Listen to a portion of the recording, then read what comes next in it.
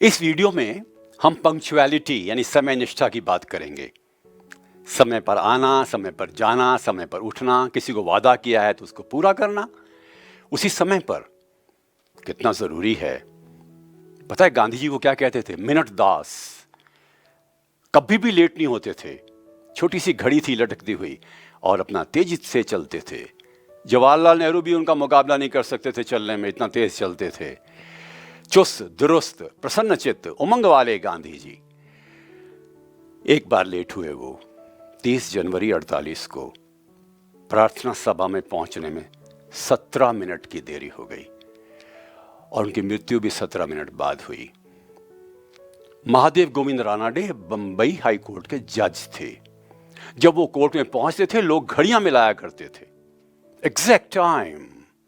एक दिन 2 minute late हो गए। आकर कहा, मैं क्षमा चाहता हूं कोर्ट से, मुझे देरी से आने का ये कारण बना कि मैं जो ही कोर्ट में आ रहा था, एक बूढ़ी माता सिर पर लकड़ी का गट्ठर उठाने की कोशिश कर रही थी पर कर नहीं पा रही थी। मैंने थोड़ी सहायता की, 2 मिनट विलंब हो गया। नेल्सन, लॉर्ड नेल्सन 15 मिनट पहले पहुंच जाता था जहां पर उसको पहुंचना होता था। किसी कार्यक्रम में भी कई बार लोग तैयार ही नहीं होते थे पर कहते ठीक है, I don't want to be late.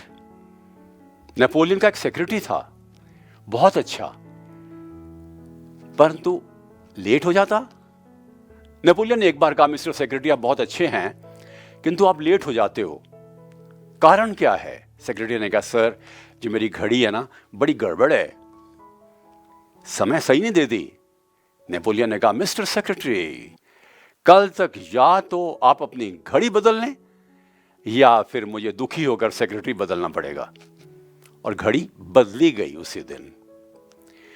Hindustan में ऐसा कहा जाता है इंडियन स्टैंडर्ड टाइम, अर्थात हम देरी को बुरा नहीं मानते, ये गलत है। रेलें टाइम पर चलती हैं, हवाई जहाज टाइम पर चलते हैं, बसें टाइम पर चलती हैं, बड़े बड़े कॉरपोरेट हाउसेस में, बैंकों में, इंश्योरेंस कंपनियों में मीटिंग टाइम पर शुरू होती है। मैं स्वयं भी एक बैंक का डायरेक्टर रहा हूं 6 साल, कभी मीटिंग लेट नहीं हुई। मैं भी LIC में रहा हूं, उनके एक बोर्ड में 4 साल, कभी मीटिंग जो है देरी से नहीं हुई। कई लोग लेट आते हैं, उनसे एक बात पूछता हूं मैं, एक बात बताइए, जब आप बच्चे थे स्कूल जाते थे कभी लेट हुए क्या? यहां तक कि बस्ता आप तैयार करके खड़े हो जाते थे बस आने के इंतजार में। अच्छा, आपके बच्चे कभी लेट होते हैं क्या स्कूल में? नहीं। तो फिर 9:30 बजे आने में क्या दिक्कत है? पता है आपको, दुनिया में जितने भी देश हैं 90% देशों में दफ्तर पता है कब शुरू होते हैं? सवेरे 8 बजे, 7:30 बजे। अफ्रीका में कई देश ऐसे हैं 7 बजे। सिर्फ हम ही हैं जो धीरे धीरे करके काम शुरू करते हैं और तब भी लेट हो जाते हैं।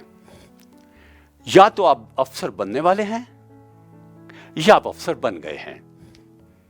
एक इंसान की संस्कृति का प्रतीक, उसकी उच्चता का प्रतीक, उसका अनुशासन का प्रतीक, उसका निश्चित रूप से समय निष्ठा के प्रति जो एक भाव है वो सिद्ध करता है।